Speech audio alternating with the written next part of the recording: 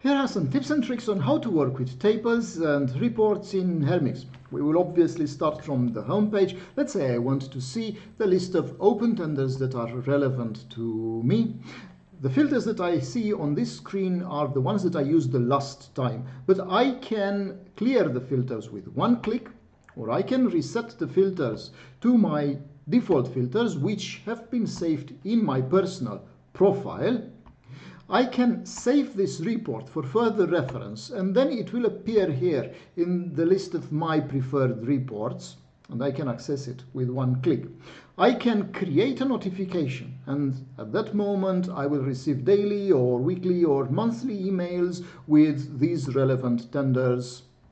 But let's have a look at the report itself. By default, this report is sorted by deadline and date published. But I can change this sorting order with one click on the column name. And if I keep Shift pressed, I can sort by multiple columns at the same time.